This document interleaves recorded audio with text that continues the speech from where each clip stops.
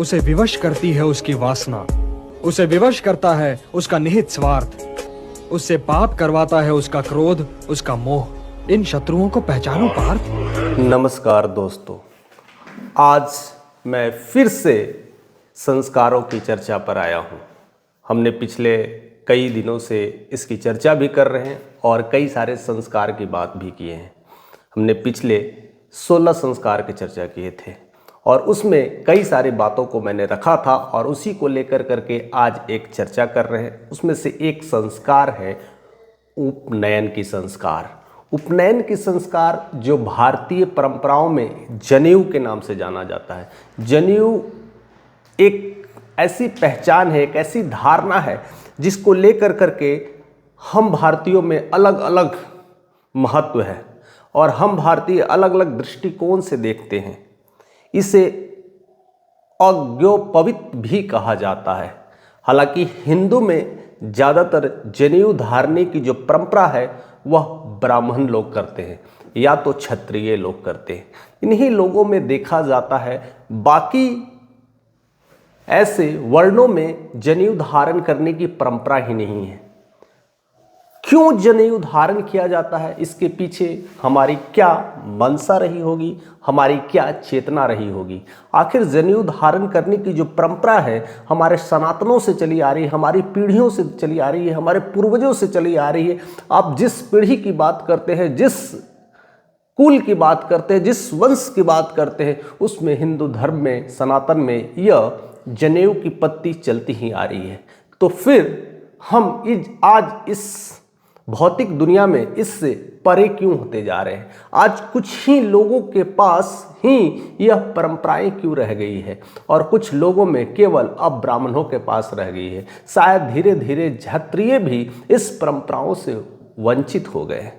कारण बहुत सिंपल है और इसे समझने की ज़रूरत है। आज हमारे संस्कार जाने का एक बड़ा उदाहरण है जनेऊ ना धारण करना। आज उस पे हम खुल के चर्चा करते हैं। कई लोगों की इस बात को लेकर के अच्छी भी लग सकती है, कई लोगों को बुरी, लेकिन जानना हमें ज़रूरी है क्योंकि हम अपने धर्मों से विमुख होते जा रहे हैं, अपने कर्मों से विमुख होते जा रहे हैं। सबसे पहले हम जानने की कोशिश करेंगे कि जनेऊ एक पवित्र धागा है। जब भी जनेऊ धारण करते हैं उसमें 3 धागे लगे होते हैं, ना कि एक धागा। और 3 धागों में वह सबके अलग अलग महत्व है। इसे उपनयन भी कहा जाता है, जिसका अर्थ है उप प्लस नयन। उप मीन्स होता है निकट, नयन मैंने होता है ले जाना, आपको आपके निकट ले जाना, यानी सत्य की ओर ले जाना। और इस सत्यता की खोज में इंसान का बोध हो जाता है और इंसान समझने लगता है कि मैं क्या हूँ, मैं क्या करता हूँ। ज़्यादातर यह संस्कार विद्यार्थी को ही किया जाता है और जब बच्चे 8-10 साल के होते हैं तो उन्हें जनेऊ धारण करने की परंपरा है। हालांकि अगर हम अपने ग्रंथों को खंगालें, अपने मनुस्मृतियों को खंगालें, तो हमें पता भी चलता है कि लड़कियों को भी 8 वर्ष से जनेऊ धारण करने की परंपरा है। लेकिन पिछले करीब 200-300 वर्षों से अगर हम देखते हैं तो ज़्यादातर ये जनेऊ धारण करने की परंपरा है ब्राह्मणों की ही मिला है और ब्राह्मण ही इसे अपना रहे हैं। और थोड़ा बहुत जो क्षत्रिय हैं वह लोग इस चीज़ों की प्रक्रिया से गुजर रहे हैं। बाकी जाति के लोग या वर्ण के लोग इससे अछूते हैं। क्या उन्हें इस ज्ञान से दूर किया जा रहा है? और शायद उसका आज नतीजा यही है कि हम वर्णों के नाम पे लड़ाई करते हैं, आज हम जातियों के नाम पे लड़ाई कर रहे हैं। और शायद इसी वजह से आज परिणाम जो निकल करके आया है यूजीसी को, जो समानता की बातें करते हैं। हम हमारे छात्र रिसर्च स्कॉलर थे, उनके साथ यही रही बात सोशल की ना सर, जो और शायद आज सबसे बड़ी जो लड़ाई है ऊंची जाति और नीची जाति, इसका सबसे बड़ा एग्जाम्पल आज हमें देखने को मिला है, जो कि उसका शुभारंभ आज से 300 साल पहले ही हो गया था। और लड़ाइयाँ देखिए आज भी हम कर रहे हैं। जातियों को लेकर के विवाद हो रहा है, पूरे लोग सड़क पर आ चुके हैं। ऐसी स्थितियाँ, ऐसी धारणा बन गई है, हमारे ऐसे संस्कार डेवलप हो गए हैं। आखिर जनेऊ का अर्थ क्यों ज़रूरत है? क्या हमें अपने को धारण करने की क्यों आवश्यकता पड़ी? अगर हम अगर हम बहुत पीछे चलते हैं, अपने कई सारे युगों में चलते हैं, तो राम युग की बात करें, त्रेता युग की या द्वापर युग की, कृष्ण की बात करें, उस समय से जनेऊ की प्रथा चल रही थी, सब कुछ ठीक था। लेकिन एक भारतीय अध्यात्म की दृष्टि से देखा जाए तो भारत एक गौरवशाली देश भी रहा है, पूरे दुनिया को शिक्षा के पाठ पढ़ा रहा था। लेकिन बाकी मुल्कों को यह रास न आया। वह जान गए कि भारत जैसे सांस्कृतिक और आध्यात्मिक देश को अगर तोड़ना है तो बहुत सारी चीज़ों से, प्रक्रियाओं से गुजरना पड़ेगा। पहले मुगलों ने शासन किया और पहले लूटने के ख्याल से आए, लेकिन यहाँ पर आने के बाद यहीं के हो गए। लेकिन उन्होंने अपने इस्लामिक रूट को प्रचार प्रसार करना शुरू किया, कई सारे मंदिरों को तोड़े, कई सारे गुरुद्वारों को तोड़े और धीरे धीरे हिंदू सनातन धर्म की बागडोर को हटाने लगे। इसमें एक बड़ा ही इंटरेस्टिंग हिस्ट्री है जो कि हमें जानना चाहिए। अकबर जब पूरे भारत में राज करने की जब कोशिश कर रहा था तो उसका सबसे बड़ा अगर शत्रु था तो वो है ब्राह्मण और क्षत्रिय। तब अकबर ने एक चाल चली और क्षत्रियों को मिलाना शुरू कर दिया। क्षत्रियों के परिवारों में जो लड़कियां थी, राजकुमारियों को, उनसे शादी कर करके उनकी सारी संपत्ति को धीरे धीरे ले लिया। जो मान गए वो ठीक है, जो ना मारे उसे नरसंहार कर दिया। और जितने नरसंहार हुए उनके जनेऊ वह कलेक्ट करवाते थे और बोलते थे कि वजन करो।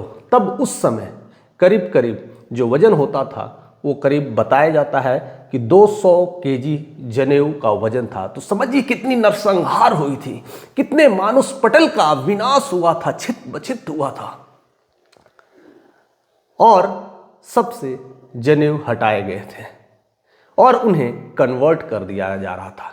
एक तो मुगलों ने ऐसे सारी प्रथाओं को तोड़ा, अपने अंदर जो चीज़ें थी जनेऊ को धारण करने की शक्ति को हटा दिया। अब उसमें से जो पढ़े लिखे लोग थे, जो बुद्धिजीवी लोग थे, ज़्यादातर ब्राह्मण और क्षत्रिय थे, उन्होंने इस परंपरा को कायम रखने की कोशिश किया। बाकी जो शूद्र और बनिए थे वो सब लोग डर के या फिर किसी वजह से दुबक करके चुप रह गए। आवाज सिर्फ क्षत्रिय ने उठाए, आवाज सिर्फ ब्राह्मणों ने उठाए। इसका वजह और कारण साफ है, क्योंकि ज्ञान बुद्धि की प्रकाष्ठा उनमें ज़्यादा थी, उनमें समझ ज़्यादा थी और उनके अंदर वो धारण करने की सत्ता थी, जिनका कारण एक जनेऊ है। थोड़ा सा और आगे हम जब बढ़ते हैं, तब जब देश में अंग्रेजों का शासन आया, अंग्रेज जब धीरे धीरे पूरे भारत पर आक्रमण करने लगे, तब बहुत बड़ा नरसंहार हुआ। जिसने भी जनेऊ धारण किया था उनको घुटने के बल लाने की कोशिश करते थे, बहुत सारे पुजारियों को परेशान करते थे, क्योंकि वह समझ गए थे कि यही पुजारी है जो भारत की नींव को बचा देगा। और अंग्रेज पूरी तरह से भारत की नींव और रूट को तोड़ने की पूरी कोशिश की, प्रकाष्ठा को हिलाने की कोशिश की। लेकिन ब्राह्मण और क्षत्रिय जो जनेऊ धारण करते थे उनके अंदर वो बुद्धि और प्रकाष्ठा थी, वो जान गए थे कि इसे अपने दिल से नहीं हटाना, इसे अपने तन से नहीं हटाना है, नहीं तो अंग्रेज हमें ऐसे ही गुलाम करते जा रहे हैं और भी गुलाम कर देंगे। और शायद उस जनेऊ की ताकत को देख लिए आज भी सनातन जिंदा है, आज भी हमारे रूट बचे हुए हैं, लेकिन कई सारे अपभ्रंश रह गए हैं, कई सारी चीज़ों में बदलाव आ गया है। और शायद कुछ ब्राह्मण और क्षत्रिय अंग्रेजों के इस राजनीति को थोड़ा अपने अंदर समा लिए, और जिसके वजह से जो पिछले कई सालों से अंग्रेजों का जो गुण आया है वह ब्राह्मणों और क्षत्रियों में आ गया है और उन्होंने वह राज करना शुरू कर दिया है। और जितने भी शिक्षा का डिपार्टमेंट है, कहीं ना कहीं या तो क्षत्रिय लेके चले गए हैं या ब्राह्मण ले गए हैं। और शायद इसी वजह से आज वह अच्छे अच्छे पोस्ट पर है और राज भी कर रहे हैं। और शायद इसी का परिणाम है आज यूजीसी, जिसके वजह से इतने सारे विद्रोह और लोग रोड पर उतर जा रहे हैं। एक तरफ ऐसी घटनाएं घट रही है, दूसरे तरफ अगर हम बात करते हैं तो यह अधिकार की बात है कि जनेऊ किसे धारण करना चाहिए और जनेऊ धारण करने की सबसे क्या इम्पोर्टेंस है। सबसे बड़ी बात है जो कि कई सारे ग्रंथों में लिखा गया है, कई सारी बातों में लिखा गया है कि जन्मना जायते शूद्र कर्मणा द्विज उच्यते। इसका मतलब बिल्कुल साफ है, जन्म से सब शूद्र होते हैं, लेकिन अपने कर्म के आधार पर अपने बुद्धि के आधार पर, अपने आहार विहार और शुद्धिकरण के आधार पर वह द्विज बनता है, यानी प्रखंड विद्वान बनता है, वह ब्राह्मण बनता है। और ऐसा भगवत गीता में श्री कृष्ण में कई बार अर्जुन को समझाते हुए भी ये कहते हैं। और उन्होंने सारे, कह सकते हैं, सारे लोगों को वर्णों में बांट दिए हैं, जिसमें ब्राह्मण, क्षत्रिय, वैश्य और शूद्र हैं, और सबकी पहचान है और सब अपने अपने कर्मों के हिसाब से बनते हैं। क्या हम उस कर्मों से विमुख तो नहीं हो गए हैं? क्या हम उस कर्मों से अलग तो नहीं हो गए? अब हमारे कर्म ही हमें उस प्रकाष्ठा तक पहुंचा देती है। लेकिन जिस तरह से आज लोग लड़ाई लड़ रहे हैं, जातिवाद के लिए लड़ाई लड़ रहे हैं, यह मानवता के नाम पर एक बड़ा नरसंहार है। इंसान के अंदर की जो हमारी जो कल्चर्स है, उसके खिलाफ बड़ा मुकदमा चल रहा है। अगर हम बात करें तो हम अपने धर्मों को शायद नहीं समझ पा रहे हैं, अपने इतिहास को शायद नहीं समझ पा रहे हैं, अपने ग्रंथों को नहीं समझ पा रहे हैं। अपने जितने भी ग्रंथ हैं उन्हें आज हमें उलटने की ज़रूरत है, क्योंकि हम दो नहीं हैं, हम चार वर्णों में नहीं बटे हैं, हम एक इंसान हैं। बस हमारे कर्म अलग है, हमारे रास्ते अलग है। इसका मतलब ये नहीं कि कर्म के नाम पर उसे अलग अलग तरीक़ों से बांट दें। बात आती है जब ये सब सारे व्यवसायों को श्रेणियों में बांटा गया था, उस समय गुरुकुल की शिक्षा हुआ करती थी। लोग गुरुकुल में जाते थे, पढ़ते थे, और जब बच्चा गुरुकुल में दाखिला लेता था तो उनके इस उम्र के बाद, एक सर्टेन उम्र के बाद, उन्हें जनेऊ संस्कार दिए जाते थे। इसका मतलब बिल्कुल साफ हो जाता था कि उसके अंदर अब आचार, व्यवहार, विहार सब में शुद्धिकरण आ सकते हैं। अब वह ज्ञान की तरफ कदम रख चुका है, और ऐसे ही उन्हें जनेऊ की परंपरा प्रज्वलित थी। आज भी छोटे मोटे जो गुरुकुल्स बच गए हैं, जो अभी भी सनातन के नाम पर उस सारी चीज़ों की पगडंडियों को पकड़े हुए हैं, वहाँ भी जनेऊ संस्कार भी किए जाते हैं। तो साथ साथ जो पहले जो गुरुकुल्स थे, सिस्टम को लोगों ने संभाल के इसीलिए रखा था कि वो जनेऊ का महत्व को समझते थे, और शायद इसीलिए सावरकर जैसे बड़े ज्ञानी कई सारे लोगों को यह ज्ञान देने की कोशिश की, कई लोगों को समझाएं और उपनयन का कार्य को समझाएं, जनेऊ की धागों को समझाएं और लोगों को जनेऊ पहनाने की कोशिश किया, जिससे समाज की मर्यादा बनी रहे, समाज की प्रकाष्ठा बनी रहे, अपनों का प्यार बना रहे, अपने की शुद्धिकरण बनी रही। नहीं तो आज जिस तरह से समाज किधर जा रहा है आप देख पा रहे होंगे कि क्या कुछ हो रहा है समाज, और हर माँ बाप अपने बच्चों के लिए क्या क्या कठिन श्रम कर रहे हैं, उन्हें अच्छे रास्ते पर लाने के लिए कोशिश कर रहे हैं। लेकिन उनके अंदर एक संस्कार ये भी ज़रूरत है, वह है जनेऊ संस्कार, उपनयन संस्कार, जो उन्हें देने चाहिए।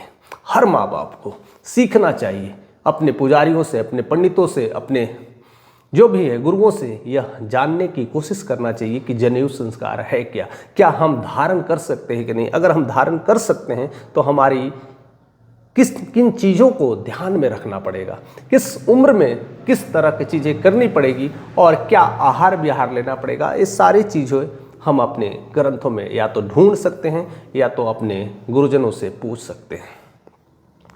यह सिर्फ और सिर्फ 3 धागों का ही महत्व नहीं है, इसके पीछे और भी कई सारे आध्यात्मिक तार जुड़े हुए हैं।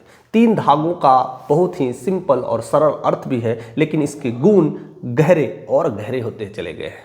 अगर हम झांक कर देखते हैं अपने शास्त्रों में, तो वहाँ पर 3 धागों का अर्थ आध्यात्मिक ज्ञान, आंतरिक ज्ञान और ऊर्जा का स्रोत है। जब इंसान ये 3 धागों का ग्रहण करता है और उस तरह से विचार विमर्श करता है और आध्यात्मिक की ओर लौटता है, तो उनकी नाड़ियाँ शुद्ध होती है। जब आपकी नाड़ियाँ शुद्ध होती है तो आप भौतिक कर्मों से विमुक्त हो जाते हैं और आध्यात्मिक की तरफ बढ़ने लगते हैं। धीरे धीरे आपको मोक्ष की भी प्राप्ति होती है। तो एक पहलू ये है। दूसरी पहलू क्या है कि जब हम जन्म लेते हैं या जन्म से लेकर के जो सारी हमारी जीवनी है चलता है, तो हमारे अंदर 3 चीज़ों का ऋण हमेशा रहता है, और उसी 3 ऋणों को हमें चुकाने की समय निर्धारण किए जाते हैं। वो ऋण है अपने गुरुओं की ऋण, जिनके वजह से हमें वो शिक्षा मिली, जिनके वजह से हम जान पाएँ, जिनके वजह से हम समझ पाएँ कि ये दुनिया क्या है, ये लोग क्या है, ये परिस्थितियाँ क्या है, हमें कैसे आहार विहार लेना है, हमें कैसे व्यवहार करना है। दूसरा, अपने संत देवी देवताओं का ज्ञान, जो कि संतों ने दिया है, कई सारे पंडितों ने दिया है, कई सारे देवताओं ने जो इस धरती पर आकर के बहुत सारे चीज़ों को दे करके गए हैं, उनका ऋण भी हमारे ऊपर चढ़ जाता है। और तीसरा है हमारे पूर्वजों का ऋण, अपने दादी देवता परदादा जो है उनके ऋण भी हमारे ऊपर चढ़े होते हैं, जिसके हमें ज्ञान की ज़रूरत है, जिनकी ऋण हमें चढ़ी होती है। और उसी लिए हमें जनेऊ संस्कार की यह जो परंपरा है इनको बचाए रखना चाहिए। इस परंपरा से आपके इस ऋण से थोड़ी बहुत मुक्ति होती है, उद्धार होता है और इंसान सही कर्मों के रास्ते पे चलने लगता है। सनातन के धर्म का विस्तार का बोध यही था और शायद आज से नहीं, कई सारे युगों से, पीढ़ियों से सनातन की इस परंपरा को जीवित रखा है। उसका एक संस्कार जनेऊ संस्कार है। इसलिए शायद अंग्रेज ने कितनी बार कोशिश किया, कितनी बार ईसाइयों ने कोशिश किया, हिंदुओं को कन्वर्ट करने की कोशिश किया, उन्हें नौकरी देने की कोशिश की, उन्हें घर मकान देने की कोशिश की, उसे रोजी और रोजगार देने की कोशिश की। शायद वह इस जनेऊ को छोड़ करके बाइबल को पकड़ ले, लेकिन जनेऊ की ताकत को शायद अंग्रेजों ने नहीं समझा, इस उपनयन संस्कार को उन्होंने नहीं समझा, भारत की परंपराओं को, प्रकाष्ठा को शायद नहीं समझ पाए और शायद इसी वजह से जनेऊ धारण करने वाले लोगों की बुनियादी ढांचा को हिला नहीं पाए। इसलिए भारत आज भी सनातनी है, रहेगा और ऐसे ही बना रहेगा। तो हम सभी को जनेऊ संस्कार के बारे में अध्ययन करना चाहिए, कोशिश करना चाहिए। हम अगर धारण करें तो करें, नहीं तो अपने बच्चों को ज़रूर धारण कराएं। मेरा उद्देश्य बस इतना ही था, इस चीज़ों को हम आप तक पहलुओं को सही ढंग से रख पाए। आपको कैसा लगा ज़रूर बताइएगा। अपने प्रियजनों को, अपने दोस्तों को, अपने शिष्यों को या अपने बंधु भाईजनों को ज़रूर से ज़रूर शेयर करिएगा, जहाँ शायद उन्हें भी इस चीज़ों की समझ हो और हम एक अच्छा भारत बना सकें।